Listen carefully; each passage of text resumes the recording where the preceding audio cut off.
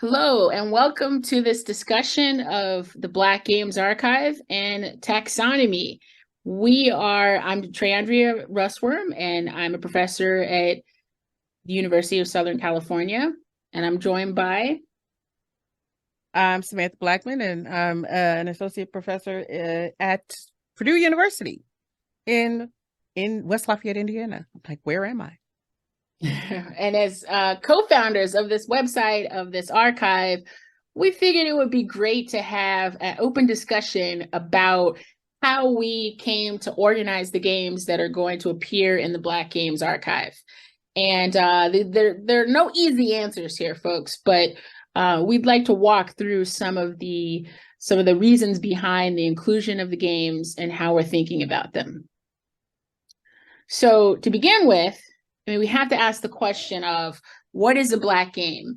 And mostly this is the kind of question that motivated the creation of the Black Games Archive in the first place, where Samantha and I were having the conversation, coming up with some new collaborations, and we kept circling back to this question. What is a Black game? Are there Black games?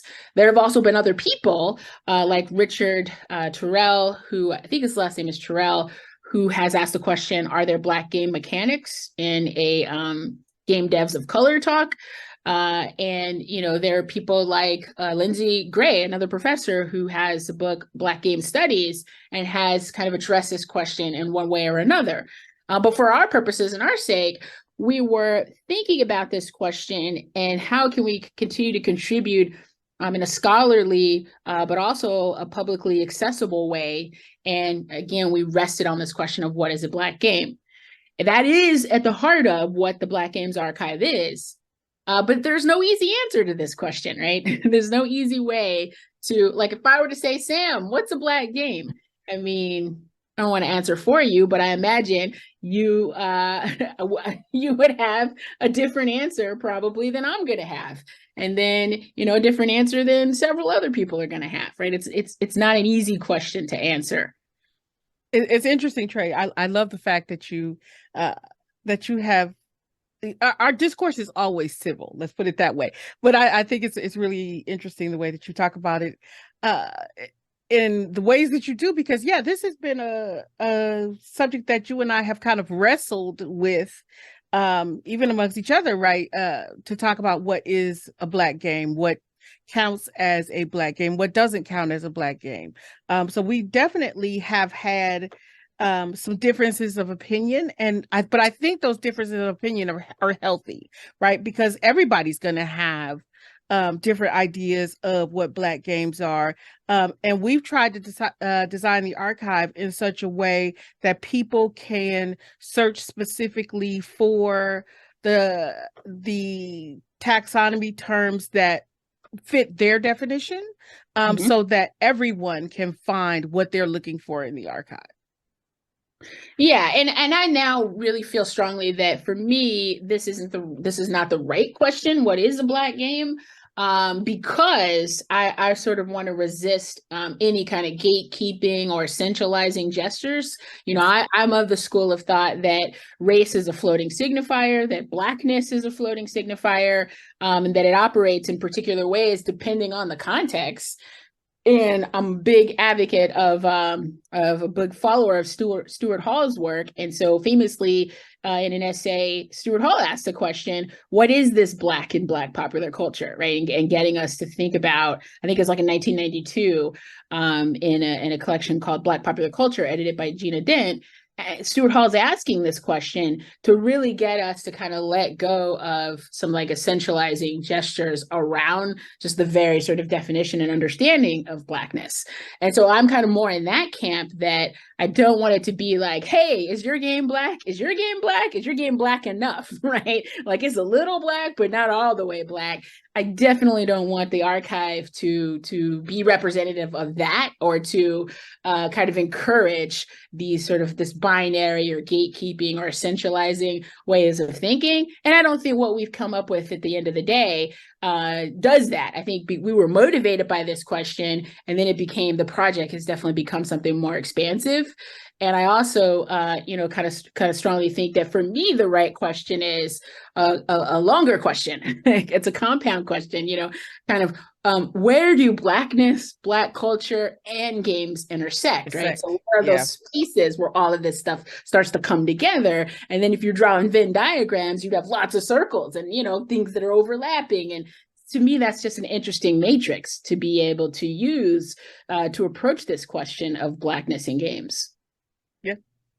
All right. So what we had to come up. So that's the long answer, right? Or maybe that's the short answer, and we're getting. I hope that's not the short answer, Trey. That's wrong. And we still stop. That's the short answer, and then we're getting into the slightly elaborated answer of what's going on with the archive and how do we make sense of the games that are in this space. So we came up with some criteria or a taxonomy for thinking about these games, or thinking about games in general along these lines. And really, we're going to go through each of these things. But it's a taxonomy that includes, kind of begins with the question of development, right? Is this a question of authorship and creation? Do you have to be Black to make games that are relevant in this context? And then it kind of goes through a bunch of different other things. I'm not going to read them all here because we're going to get into each one as we go along. And this is, importantly, folks, this is always a work in progress, right? This is a sort of living archive, living database of works. And so over time, and I'm sure even in the short run, things will be elaborated and expanded, and we want to be in conversation, with people about all of this. So I wouldn't be surprised if today's taxonomy, looks very different from where we are down the road. That's growth and that's healthy. And so we had to start someplace, and this is where we started. Right. I mean, because we started with, I just realized we started with 13. People are superstitious. We started with 13 terms, right? We started with 13. Really, it's 12. One is a stepchild of the whole thing. So this is true. I mean, it's 12 that you want. Like, okay, so you wanted to know is something, right, is it Black enough? Is it significant enough in this regard? Well, maybe you want a game that has hits on all of these things, right? From development, voice acting, mechanics, etc. Maybe that's what you want, but you don't want for sure the last one, anti-Blackness, and regressive, it's racism. You don't want that one. So there's at least 12 here, with the unlucky number 13 being kind of relegated to. We have to consider that, but it's not desirable. Exactly. All right. So let's get into development. What does that mean? I think that's pretty straightforward, right, Sam? I think so. I think development is straightforward. But when we talk about development, we have to talk about the level of involvement in the developmental process as well. Because, I mean, we can't just say, does that game have a Black developer on the team? Because, I mean, that would include a good number of games that are present on the market today, which are not in any other way considered a Black game, right? Yeah, and I do think I actually said that's pretty straightforward. I think it actually isn't that straightforward because of the fact that games are often made by a multitude of people. You have teams upon teams of people. Sometimes you have games that are made by one or two people, but that is very rare. So if you had a game made by one or two people and they were Black, or one of them was Black and they had such a strong leading role in the project, we would definitely want to include that as labor. So we're thinking of this as significant contributions by Black people. And who are Black people? People who identify themselves as Black. We're not here to tell you if you're Black or we're not gatekeeping Blackness. Whatever, if that resonates with your part of your identity and you define yourself, you think of yourself as Black diasporan, etc. That's what we mean. But this is not actually an easy question to figure out because on big blockbuster titles, we don't always know. It's a kind of quite a task to figure out who worked on what. And the people who are the lead folks are often most visible to us. Your lead designers, your lead narrative designer, creative designers, etc. Those are the folks that we would see and know. But that's a flaw of how we think about the industry anyway, right? That a lot of times there's a good deal of invisible labor by people of color, by people, marginalized folks. But just in general, it actually is a tricky thing to figure out. It's a little trickier than I was making out to be.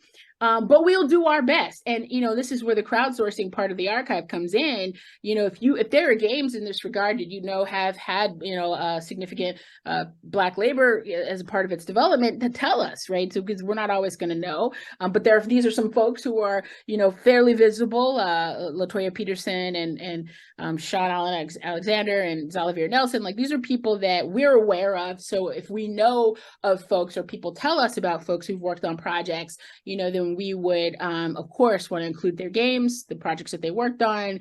But I think at the heart of this is, employing Black folks to do work. And so that's, whether it's contingencies of people at big companies like Xbox, or the Black Actors Guild. There's overlap in the film and television industries and in games.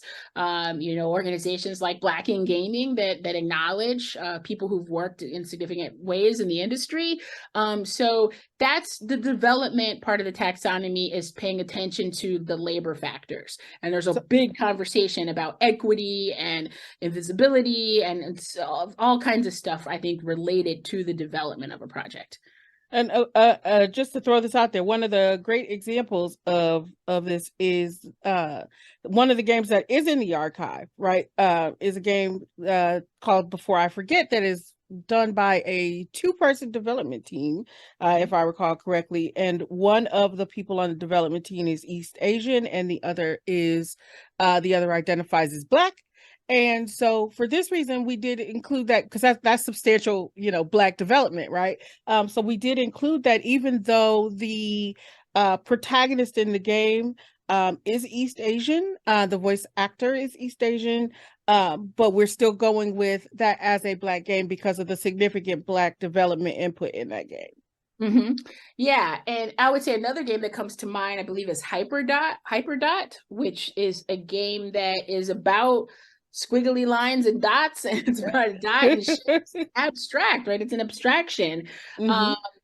Or Swim Sanity. These are games that have significant Black contributions in their development, Black people working on them, but visually, narratively, maybe even mechanically, they don't seem relevant to this discussion. But that's why they would show up on the list, just because of the labor and development aspect. Yeah. There's something else I was going to say about this, but development is not straightforward, and it's something that it will obviously be an open door, and people could sort of saying, hey, this game is made by these folks, or what constitutes as the lead role. The sound engineering and sound design constitute as a lead role. I think our spirit here is not to close the door on any of those possibilities. It's just that as we're getting the archive going, a lot of that labor may still be invisible to us. Mm-hmm. All right, so voice acting, maybe that one's straightforward. Voice acting, who is, who are the featured people, behind the characters, behind the avatars in the game? Are you employing Black folks to provide the voices? And I think related to voice acting is the motion capture, right? It's the yes. Sometimes the physicality, the physical representations of the characters are modeled off of Black talent, Black actors, and we want to be mindful of that. So I think voice acting and motion capture are kind of related here.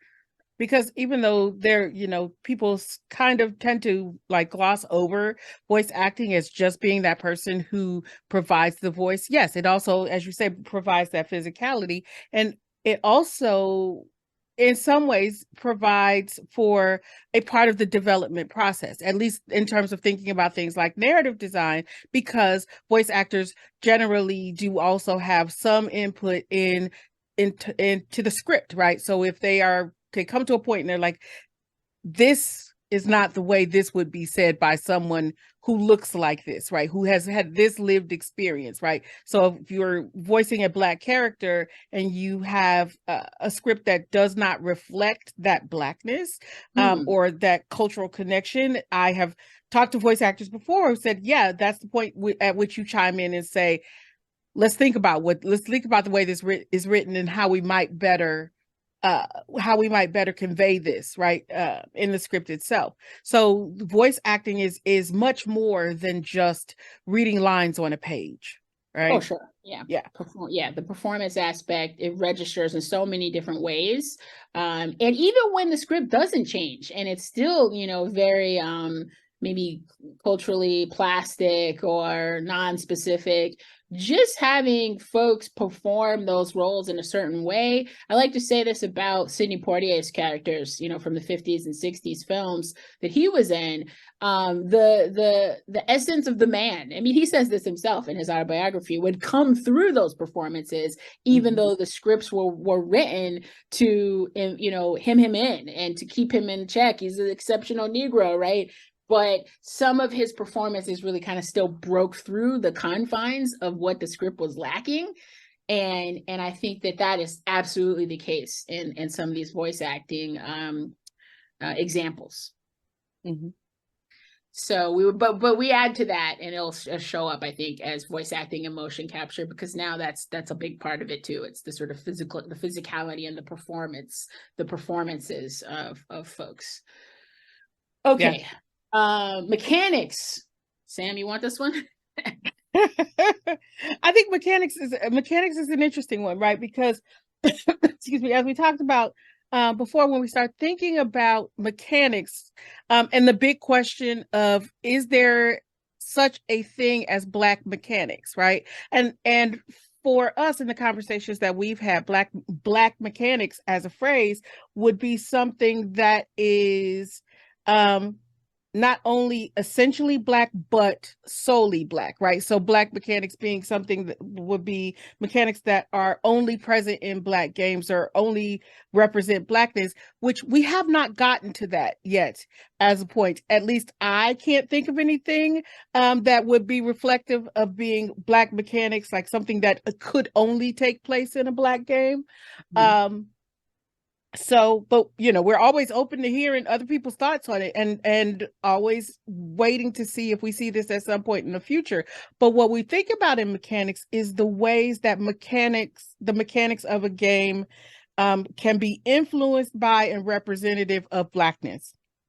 The image that we have here is from Mafia 3. So when we think specifically about mechanics in Mafia 3 that would be part of the taxonomy for a Black game, for example, you in Mafia 3, the ways that you drive have to necessarily differ in Black neighborhoods and white neighborhoods, because police presence, police scrutiny is higher in white neighborhoods. So if you change lanes too fast, if you drive too fast, if you accidentally clip a pedestrian in the middle of the street, I don't drive well.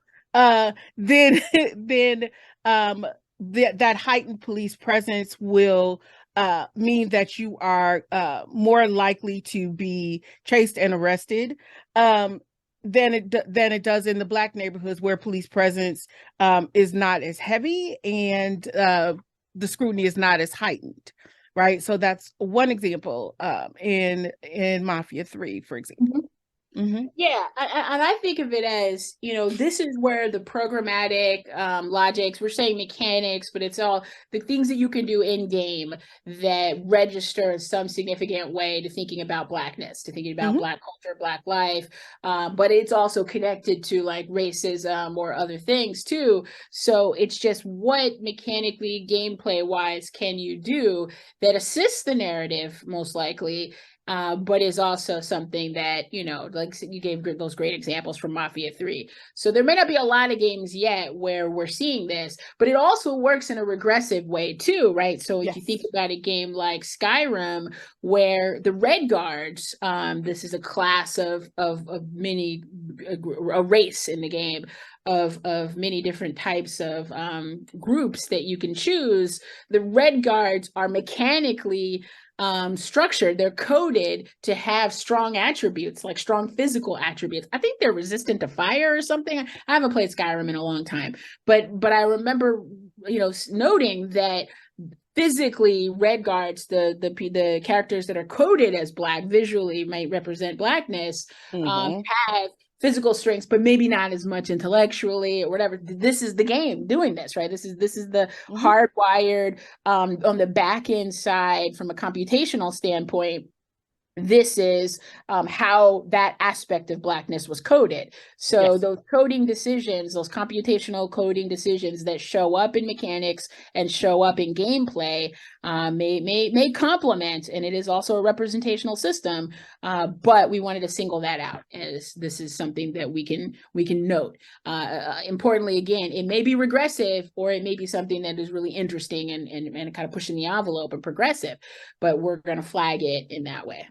And that's a good point. That's a good point. And in the case of Skyrim, and I argue in the case of the Elder Scrolls series as a whole, because okay, I'm not a big fan of Skyrim, but I know a lot of people are. But those are mechanics that, interestingly enough, start to get watered down a bit in Skyrim, but you see it in the earlier games in that series, and we see it not only with the Redguard, that with them being more resistant to, I think they are more resistant to fire. They have stronger, they're physically stronger. They're more resistant to sickness, but then we also have, like, we see it in other races as well. And this is why I wouldn't label it as a quote unquote black mechanic, because it's not only applied to blackness in this game, but you have the Nord, who are more resistant to cold, because these are supposed to be your white folks. And then we also have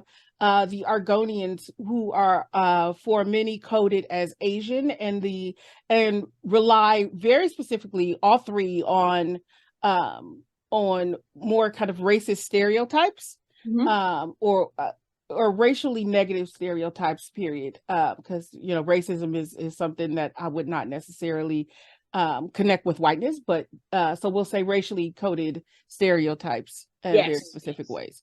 Any racial codification that is going on mechanically or computationally might be flagged and interesting here, right? They're not a ton yet, but I'm sure there's more than we have currently in the archives. So we want to be able to add those types of games. Okay, narrative themes. Well, I think that's, goes along with what we were just talking about, but now we're thinking about the story world and what's registering and how things about sort of Black culture, Black traditions, experiences, Black subjectivity. And again, there's no essentializing here. Like, there is a monolithic Black experience that has to narratively be present. It can just be a character that understands themselves as Black. Maybe they don't even, right? But now we're starting to get into the territory of what's going on with the story. And importantly, sometimes this is happening literally. We have an image from Treachery and Beatdown City where although there's a lot of humor and a lot of like satire used in this game, there's direct dialogue about, sort of culture, heritage. I think that I can't remember the character who's the like capoeira kind of fighter. I don't think it's Bruce. I don't remember the character's name, but where people are acknowledging where they're coming from, like what their cultural heritage is, their ethnicity, etc. So that's showing up in a narrative sense, right? It's showing up at the level of story. And in this case too, it's going to show up mechanically because like his fight style is related to that cultural context and history. So again, those two things, the narrative and the mechanics will both be flagged for a game like this because they both have interesting, takes on that or are relevant in that sense. So there's a way in which these things might literally be apparent in terms of narrative, the story, who is this about, what's the cultural context, or the mechanics. This cultural context is like he's a fighter, and so his moves are related to that style of like dance and martial arts. But importantly, allegorically and metaphorically, there might be things that still register in this regard, even though it wasn't overt. And I think that's obviously, as interpreters, as cultural interpreters, as fans, as critics, etc., we're able to see that too, whether it was intended or not. And I bring up the case of God of War. Sam, are we ready to talk about God of War? I'm going to come up and some of the other ones. But I will just say that a lot of people read that for a number of reasons, because of the voice acting with Christopher Judd providing the voice and the physicality, the body motion capture. He's also a father in that story. So they sort of see it as a Black paternity narrative, even though he's what is he, a Nordic god? Kratos, I don't even know. I haven't, he's Greek god. So, even though he's not literally supposed to be black, the story and his like positionality among all the other gods is Mm-hmm. often read as kind of metaphorically being about blackness, right? About character in that context. So narrative themes can also mean allegory, metaphor, and work in that regard, especially when combined with other aspects of the taxonomy, like voice acting, right? Why are Mm-hmm. we thinking that? Why are we receiving it in that way? There's reasons. So, Mm-hmm. yes, You're 100% right, Trey. I mean, because this is a discussion that we'd had because there's been a lot of discussion around God of War and blackness, and it was a discussion that we had when we first started to like build our database of games that we were going to include in this first round of the archive, and it was not until over Christmas break when I went back and replayed the game, and I immediately texted Trey afterwards, and I was like, okay, you got me, this is definitely a black game. God of War. You God of felt it. War. You felt it. You felt it as like Yeah, because not only in terms of like the voice acting and the physicality in terms of the mocap, but also just kind of the themes of parentage, of paternity, and the ways that paternity gets portrayed in that game. Um, and like this may be not only the experience of the game but also personal experience, and I was like, that is black fatherhood. Not all black fatherhood, it is not a monolithic experience, I'm not going to essentialize, but it is definitely one form of black fatherhood, and it just resonated so well. And again, when we start talking about the import of voice acting, I think that the fact that Christopher Judge is the voice actor in this case, that a lot of that seems to have shown through from him as a person and his lived experience. right. The performativity is huge. Mm-hmm. Yeah, no, but that's complex, right? Narrative, it's all complex. So that the narrative themes is a space where you could say, hey, that's related. Let's see. Can we So also talk about the irony, Trey, of the fact that you are in Southern California and your room is shady, and I am in the Midwest where it is generally gray until June, that it I am being blinded by the sun? is overcast. It has been raining. Los Angeles is incredibly green. It has not been this way in a long, long time. Everything is lush.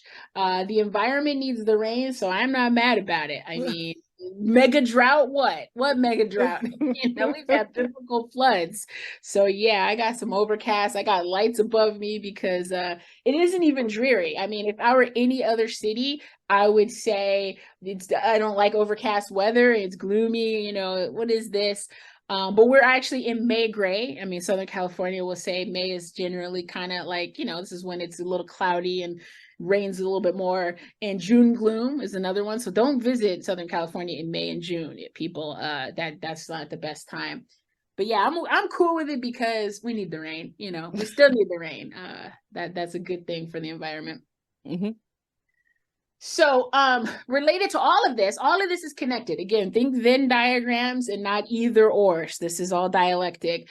What we have now is politics, ideology, and history, and these things can easily be subsumed by narrative, right? That narrative is doing this on an overt way, gesturing in these regards. But we wanted to separate that because, I mean, I just think that there are some games that are specifically about, certain aspects of history, whether you're talking Assassin's Creed Liberation, Assassin's Creed Freedom Cry, you could list games that are overtly about like, hey, this is about the slave trade, or this is about, Haitian Revolution or something that I think get not a special designation, but a different kind of consideration. It's not just now, it is a part of the narrative, but there is a sort of another layer to it that is like politically, ideologically, and like historically significant. But we also thought that this was a good category for being able to sort of stress works that are still embedded in, referencing, or otherwise advancing a critique of white supremacy and supremacist structures and systems. So this, I can't imagine a game that is doing that overtly, only to reinscribe that. Well, actually, yes, we can imagine games that politically would resonate in a certain way to like intentionally reinscribe white supremacy. But there's another layer of critique that's available here when we get into this like political and ideological domain. And a game like Mafia 3 does do this, but as those other games I just mentioned, Assassin's Creed, those spinoffs, the Liberation, etc.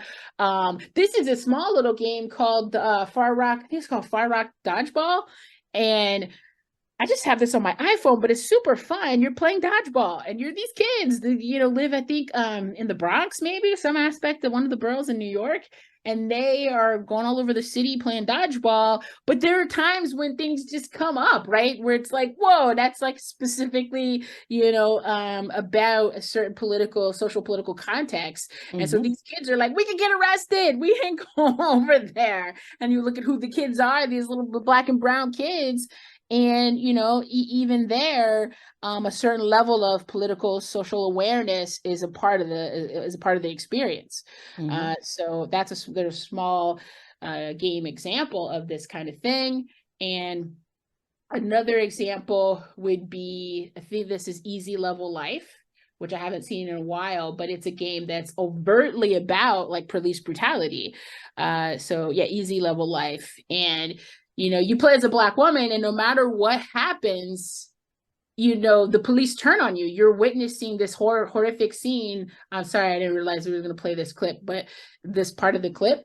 But here, I'll stop it. But no matter what happens, the police turn on you, right? You keep playing and playing again, and the police will turn on you no matter what you do. So that is clearly overtly about us making a certain kind of commentary, a certain level of critique ideologically that a lot of games simply just don't. So we wanted to have that as another type of consideration. Okay, moving on. Other ways to think about Blackness in games, Black games. Playable Black characters. This is probably one of the most overt ways, but I think we have already gotten deep into the taxonomy before we even get really to characters, or characterizations in this way. But this is still a little bit tricky, right? Because of how race works and how the optics of race work. That who is a Black character? Like, this again goes back to Stuart Hall. What is this Black we're talking about here, right? There's global Blackness, diasporan Blackness. There's communities and ethnicities that do not embrace the term Black, right? So they would say, no, I don't want to be this. That's not how I understand myself. Yes. So this is a little trickier than it may seem. We're just trying to catalog works that might be read as Black characters, that might be read as Black, that are ostensibly, in terms of the story, cultural context, Black, but also who might be perceived as Black. And again, there are some areas where it's a little nebulous, it's a little unclear if we want to include it. I think when in doubt, we would love to reach out to folks who created the characters and ask them whenever possible. But probably more significant than that is just how they're played and perceived, right? Is there the communities of people who are reading these characters as Black?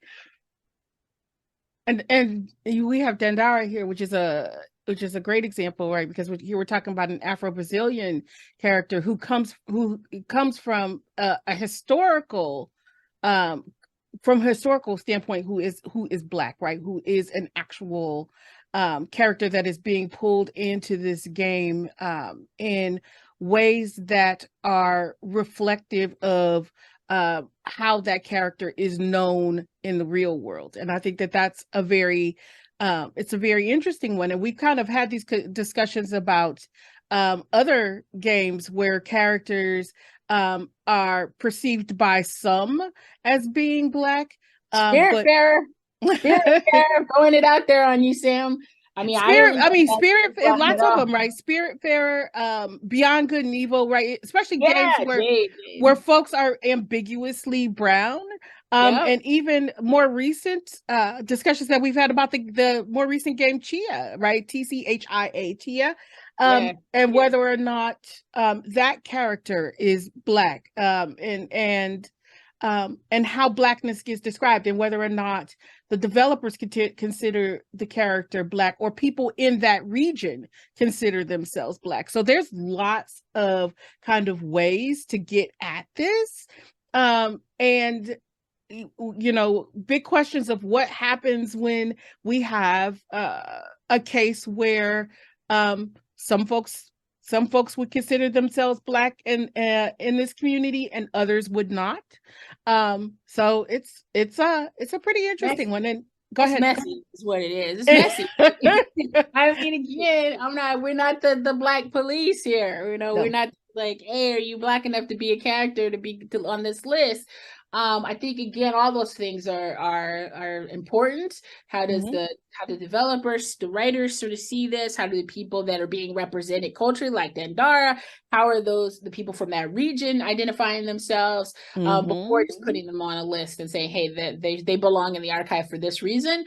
But I think in general, we're trying to have as elastic a definition of Black, and again, Blackness, as possible, because that's just how race functions. That's how this functions in a very slippery way.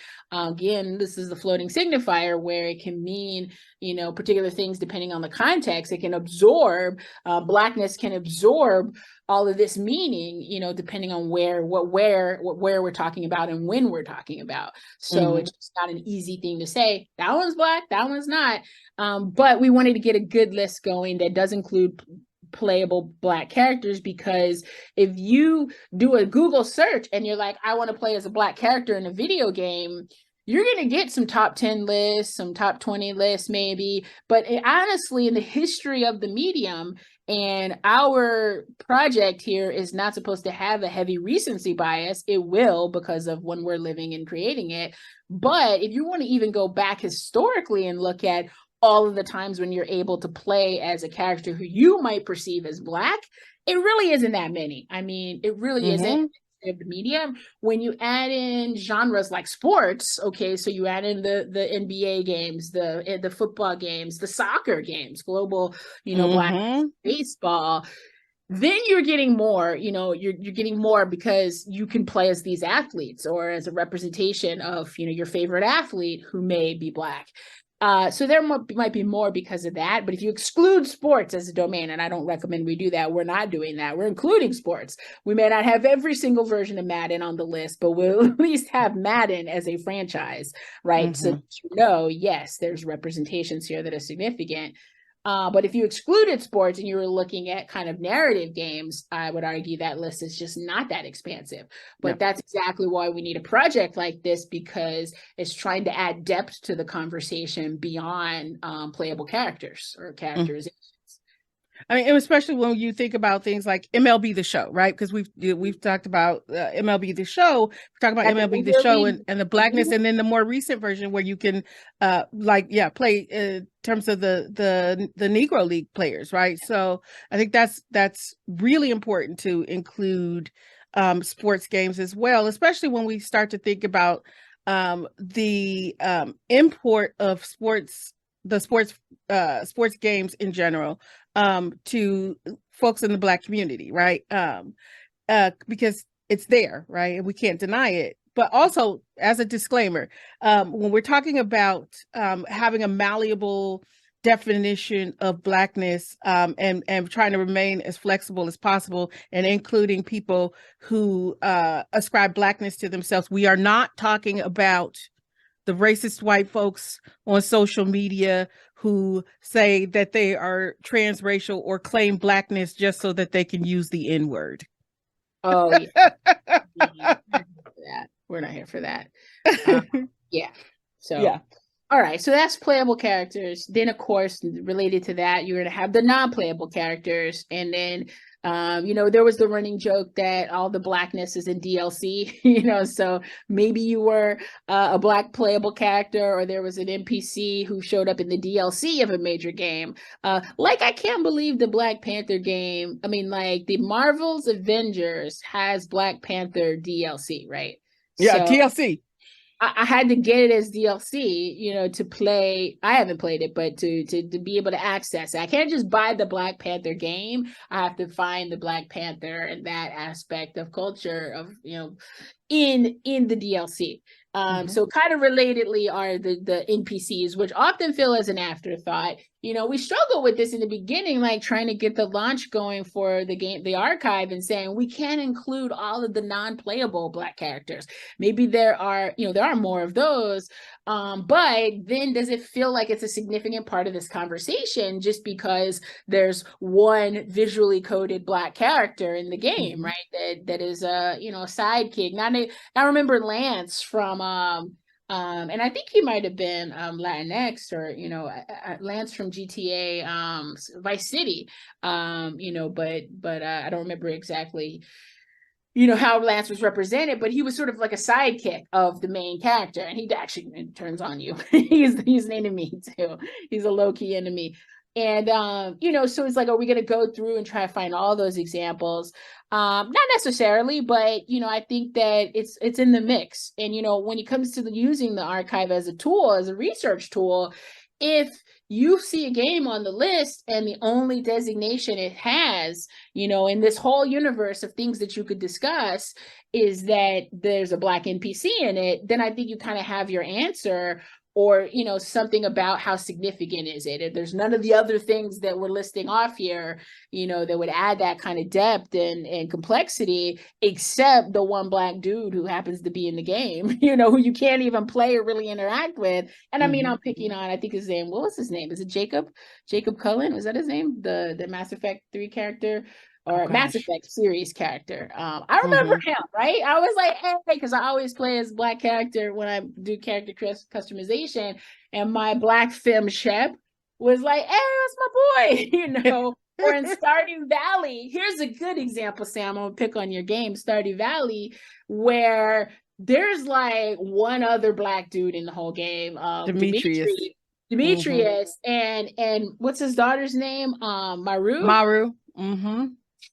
Who's biracial Black. Okay, we claim her. She's good. You know, I mean, hey, we claim her for the Black delegation. It's fine. How does Maru identify is the better question. But as a Black player who's playing a bad character in that context, it's like, I'm only a Black person in this town. And then I got to go find Demetrius. And I'm like, hey, he's my boy, you know, so. But is Stardew Valley, you know, on the list? It could be for Black NPCs, right? There is Demetrius in the game and Maru. But what else are we going to end up seeing in terms of what else does it offer in this conversation? You know, it may not offer much else. I mean, again, I'm not necessarily picking on Stardew Valley, but I am. Oh no, it's 100%. I didn't find that town relaxing with all these, you know, I mean, culturally significant. It didn't feel like I would not go to this place to get away from everything. Like that's not my place exactly, right? I need to feel I'm welcome. And it was too much like hostile little New England town with the farms, and you know, I'm the only Black person strutting around, and I feel like you're projecting now, Trey. That's literally where I was. Exactly. But I think what's interesting is that it also lines up closely with another thing in our taxonomy, which we'll get to later when we start thinking about modded. We start talking about modded games, right? Because I personally won't play Stardew Valley, unless unless I'm playing with someone like you who doesn't play on PC, unless I'm playing on in a modded game. And the first mod I always install in Stardew Valley is the diversity mod, which gives us a racially diverse cast of characters, and not just poor Demetrius sitting over and doing his little sciencey work and being the model Negro. I'm like, we're in Get Out. Demetrius, like, I see you. We're in Get Out right here. I mean, what's going on with this weird little town? So I can't play it that way. Yeah, I should play on PC so I can use the mods. But yeah, NPCs, how significant is it to you in your search and your research with the archive? You decide. You know, we're gonna categorize them, but be aware that they might seem like anomalies. The list will get really expansive, and it may seem like an anomaly. But in the spirit of trying to document in a historical way, Black representation and participation in the medium, I think they have to be there. Yeah. Okay, intersectionality, that's adding a lot more depth to it, right? Mm-hmm. So this is allowing you to think about Blackness, maybe think about race, Black identity and Blackness, but also, of course, many other variables, many other factors and aspects of identity, and including, gender, ability, class, queerness, nationality, thinking about, again, global Blackness and representation, region. I already said class, right? That there are so many other ways and other aspects of life that work in an interlocking and systemic way. Mm-hmm. And so this is lopsided because it is the Black Games Archive. But, I think when we're talking about, are there other aspects of that character's identity or of a community's identity and engagement that are evident in the game that are certainly going, connecting race to a bunch of other aspects of life. Mm-hmm. I mean, and when we start thinking about like Blackness, and so when we talk about intersectionality, and talking about queerness and Blackness, for example, I mean, it's the argument that you see all the time lately, anyway, on social media, right, with folks talking about terminology that belongs specifically to Black queer communities, and the fact that you have all these 20-something, 30-something white lesbians trying to reclaim the word stud for themselves, and being met with resistance, because that is a term that has historically belonged to the Black queer community. I didn't even know this was a thing. See, I'm not in with the kids. I don't even know. I don't even know what folks are doing these days. I don't know what the kids doing that's these why days. was like, they try to claim stud. What has a very specific class-based, gender-based, race-based association, right? Absolutely, right. So, I mean, when we start to get into these kinds of intersectional, like not only intersectional characterizations, but these discussions of intersectionality that span not only Blackness, but other kind of identity markers, or identity markers, class markers, gender markers, etc. So I think it's really important to have these discussions, because they do affect one another in ways that that just Blackness doesn't, right? Or just queerness doesn't. It's again to talk about that Venn diagram and looking at that area of overlap, and using that area of overlap as a lens through which to view these very specific games as cultural artifacts, I think is super important. Yeah, absolutely. Absolutely. Not enough can be said about that. I was thinking about some other, the dating sims. I'm not sure where we are with listing those in the archive yet, but the dating sims make a big contribution here too, I think. Because first of all, you think about Validate as a game that I think did a really, really good job, like with intersectional representations, and really just being able to think in complex ways that these characters are not all about any one aspect of any of this. And I thought it was really rich. And even Dream Daddy, I was just thinking Dream Daddy. Yeah, I'm thinking, so there's traction and there's movement in all kinds of games along these lines. But I wonder, if the dating games are going to be, coming strong here in this sense, even if they may not have some other aspects like development or whatever. I don't know.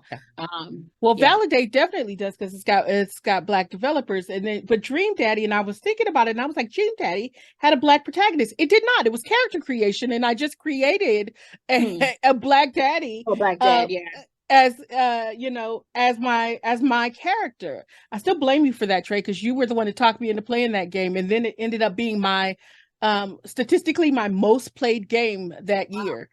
But there's other dads. Isn't there a couple of Black dad that is not an NPC that you can date in the game, regardless of who you are? Yeah. So intersectionality, important part of the archive. Lots of games could show up because of this factor. Okay, Black cultural traditions, we wanted to signal this out that sometimes, again, it's going to relate to narrative. It might also relate to politics and ideology for sure. We'd be hard pressed to see something with strong Black cultural tradition representation or references that Mm-hmm. didn't also have some of those other things.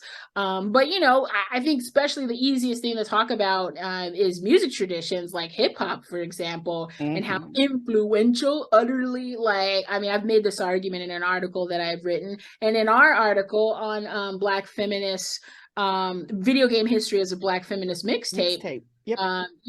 that was all about trying to make sure that the hip hop traditions are more visible in in game history and Mm-hmm. our understanding of the history of the medium, Mm-hmm. because hip hop and Black musical traditions have been there from the beginning, Mm-hmm. of the industry.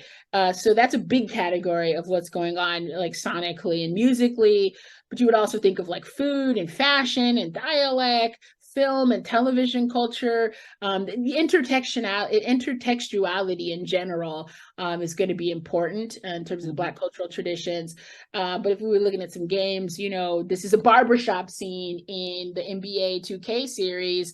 And for a while, they've kind of watered down that experience. But for a while, in the story mode, you had some pretty significant moments in the barbershop. Every time you go into the barbershop, there would be, kind of Black barbershop chatter and interactions going on around, the scene of the barbershop, which is very culturally significant.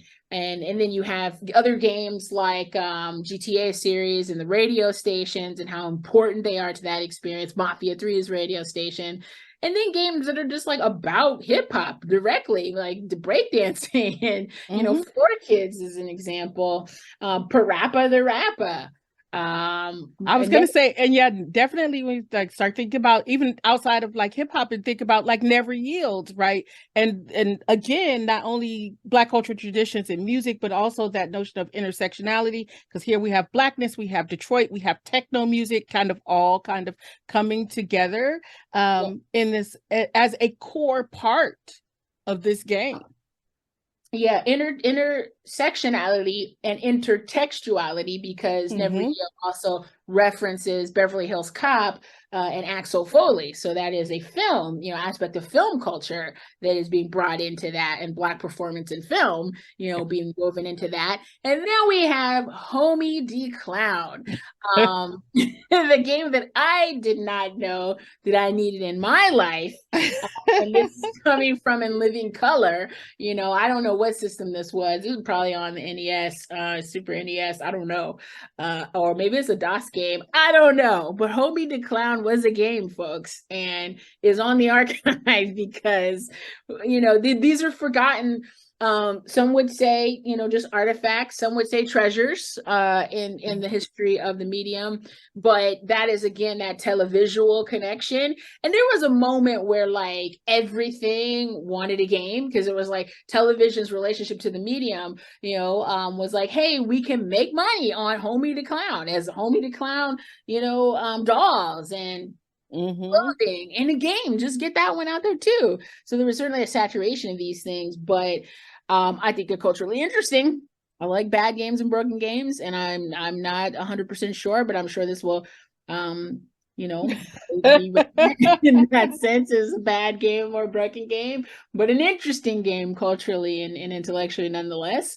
Mm-hmm. So Homie the Clown, Bebe's Kids is a game, guys. We've been joking about Bebe's Kids a lot in the last. I'm gonna buy that game. Oh, It don't was a buy it. I'm gonna SNES buy it. game. No, we all should buy Bebe's Kids the game on a the Super Nintendo. So, And um, Homie was a DOS game. So oh, it's a DOS game. Okay. uh-huh. So, Parappa the Rappa, though, the list is kind of endless in this regard. Appropriations of Black culture, both intentional, maybe, and not overt engagement. All right, moving along. Robust character creation system. We didn't just put character creation system, because a lot of character creation systems will allow you to make, characters that look diverse or characters that might register as Black. But we kind of put an asterisk of like, this should really be doing something. I mean, really making an effort other than having that one black hairstyle. Like, come on, can I make a character that looks good, that is not sketch? Like, I really remember the Fallout series for a long time. I mean, it still is the case. You just have to make some ugly, ugly people in general, but like rough looking black people. I mean, it is the Yeah. apocalypse, but it really isn't just that. It's just their skin tone shade. It's the skin tones, it's the hair It textures, you hair. know, I don't know. We don't No, have to judge you're 100% right. I mean, and hair is a big part of that, right? Because when we start talking about the differences in like hair, not only hairstyles but hair texture, and oddly enough, I was recently playing and recently as in last night was creating a character in Ghost Recon Breakpoint. And the one of the few hairstyles that would register as black was, and they literally called it cornrows, right? And I was like, cornrows, okay, we can go with that, even though all of the short hairstyles were straight. But the cornrows were literally just strips of hair that were completely bald between. Yeah.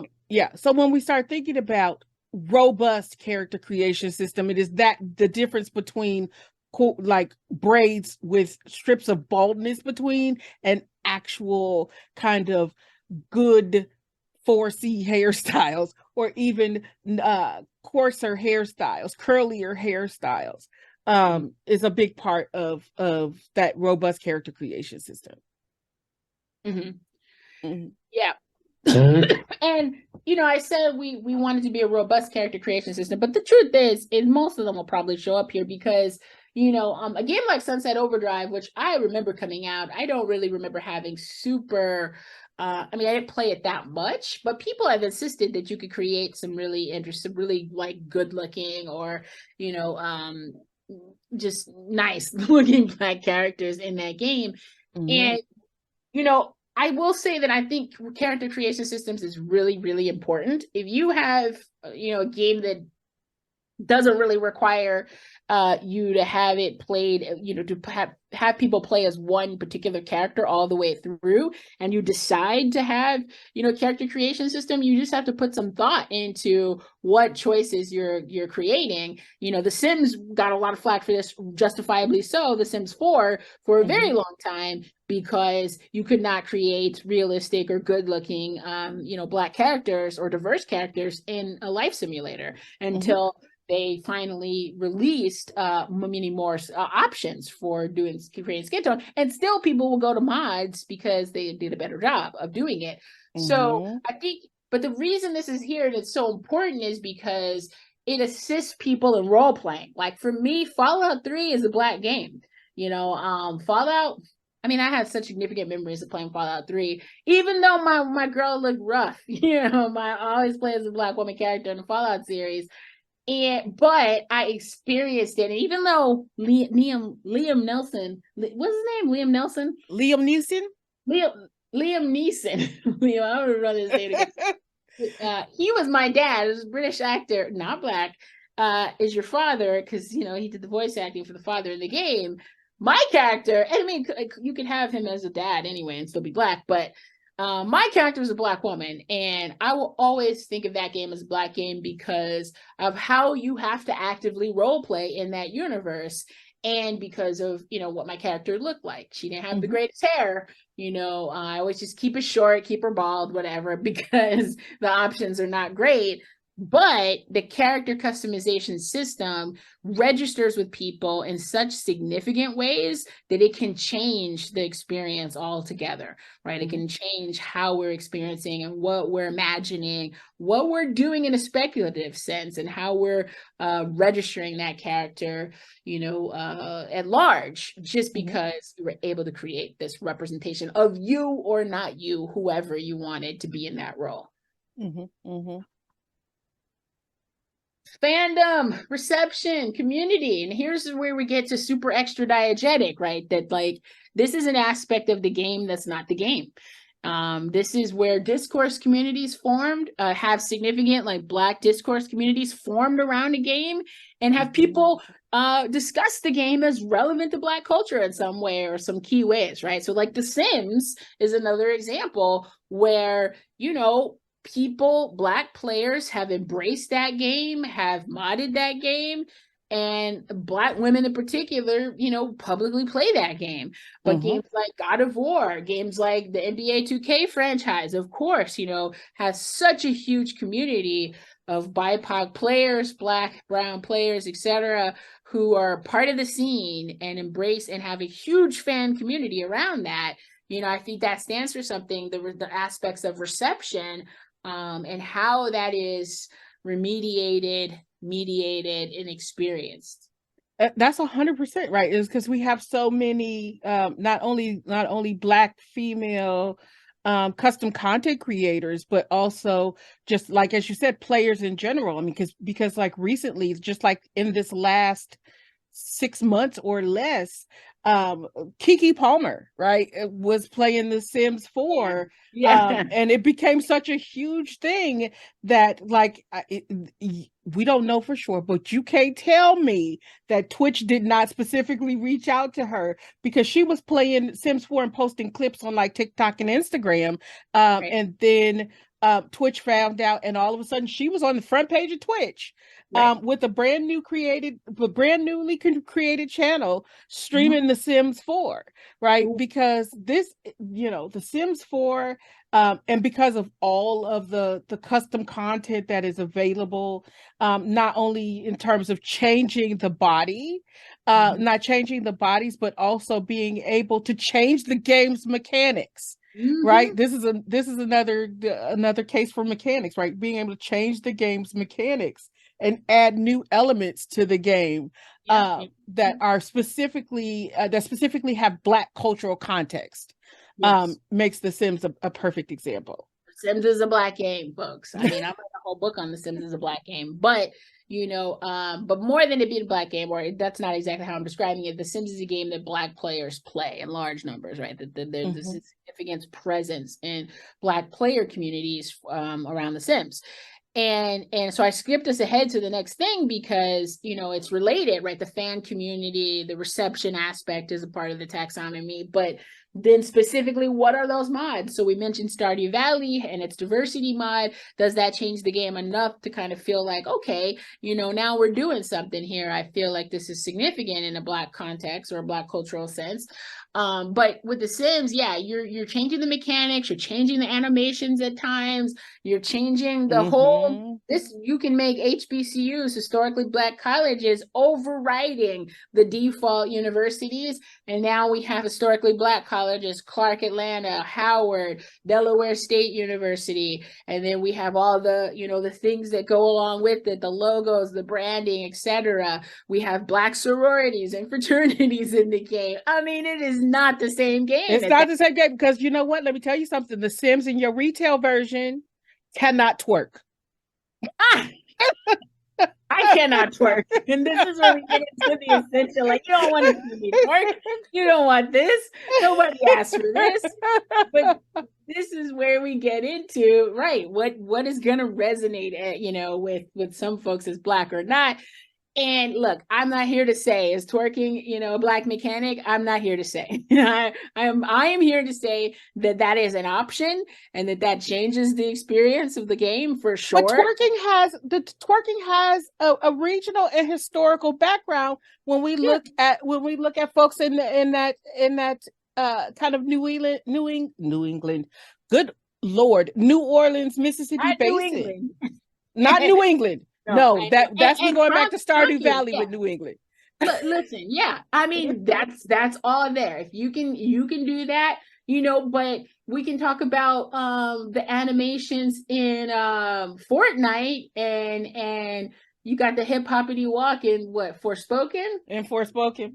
Yeah. So there are ways in which those And things. both are equally problematic in my book, but that's a whole nother discussion. That's what I'm saying, right? So you can have those gestures, those mechanics, those, again, that would show up under the mechanics too. That Mm-hmm. if you have a game that has these certain kinds of animations or traditions or dancing, whatever, maybe this is stuff that resonates in a Black cultural context. Mm-hmm. But it can also be regressive and appropriated in a way that feels gross, in a way that feels disingenuous, or that is there for exploitative like ends.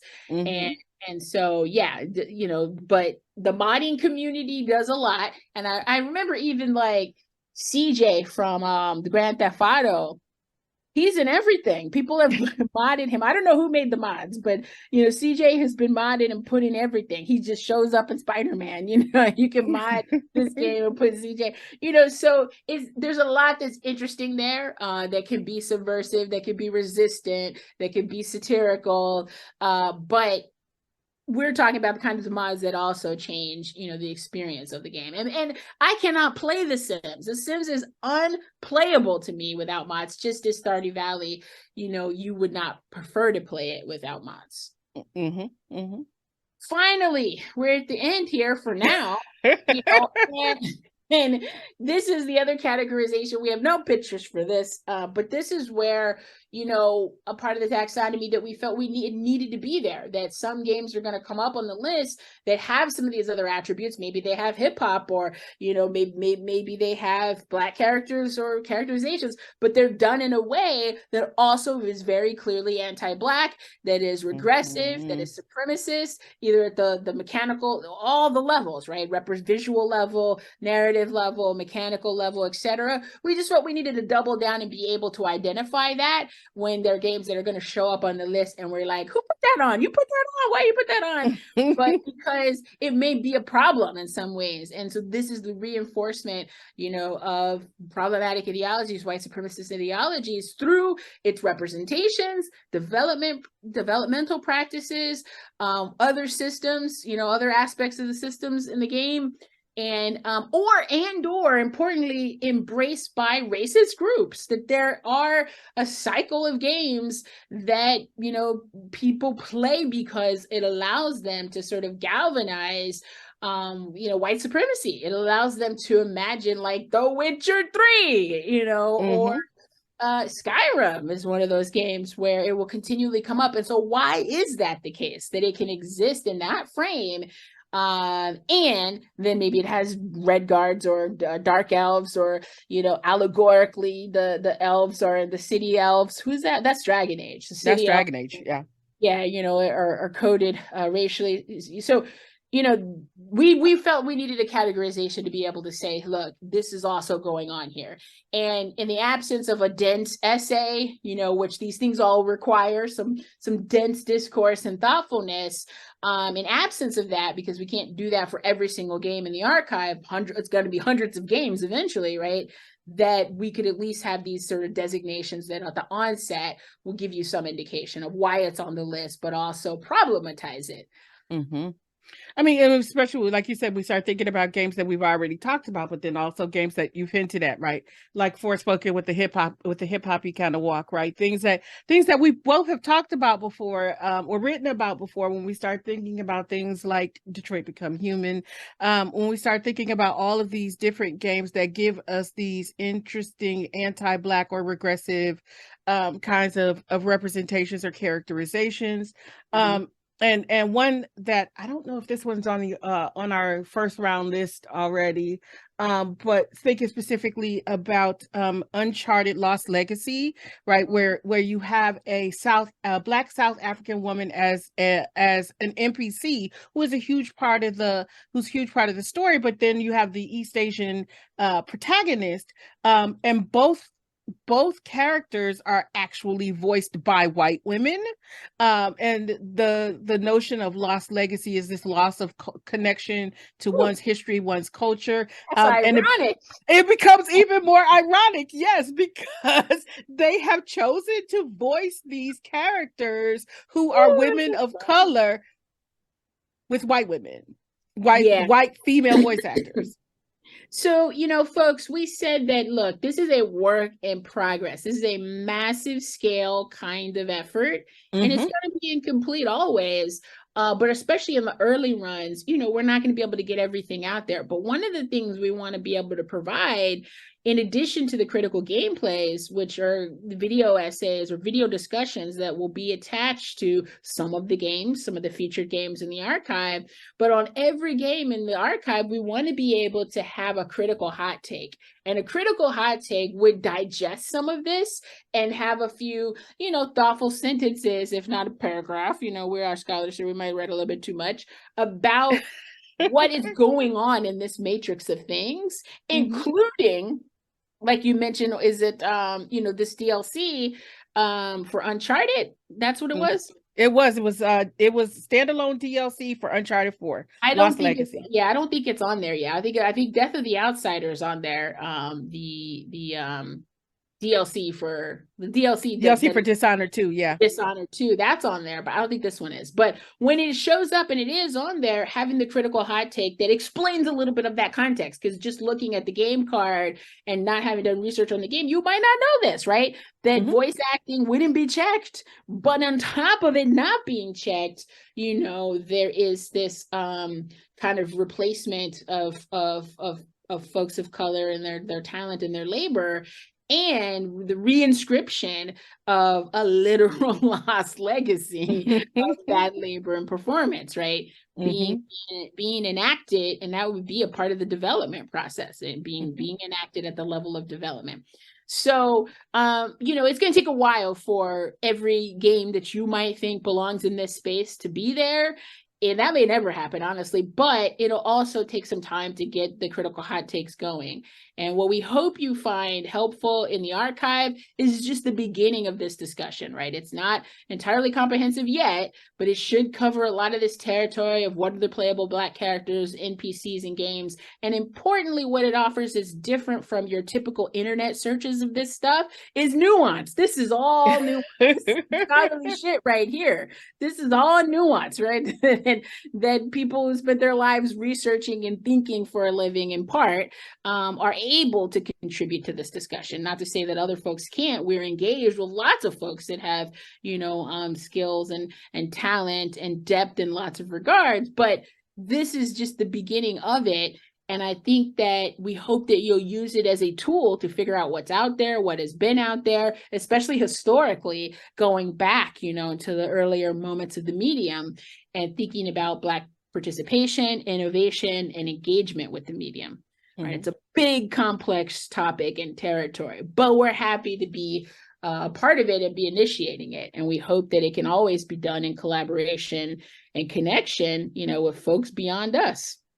And that's the key phrase right there, folks beyond us, because that's also why we have and are open to folks contributing to the archive in their own way, because we've set up a Google form so that folks can send in games and rationales, like what taxonomy tags would you connect to these games in question? Why do you think this is a Black game? So that we can consider including those games in the archive, right? Because we don't know all the games that are out there. We may know a lot of games. I play far too many games. I don't play enough games, right? I never feel like I've played enough, because life, reading, writing, teaching, you got to cut. I keep telling you, you got to cut out TV and sleep. I don't watch TV, but yeah, so I would be cutting out. So yeah, we think that people will be able to use this as a tool. We hope people will be able to use this as a tool, that you will be able to contribute through the suggestion form. And, eventually we also would like to put some of those hot takes and the critical hot takes. If people have suggested games or have added some context or nuance to things that we just don't know about or weren't thinking about, that we'd be able to provide some quotes from that feedback as well. And we have this excellent and amazing advisory board full of people who add some depth and expertise where we don't have it necessarily, and are able to communicate with us, give us that feedback, give us the suggestions that will strengthen this experience. So it really is a collaborative effort in that sense. Yep, absolutely. All right. Well, thank you for your time and attention and this introduction to the Black Games Archive.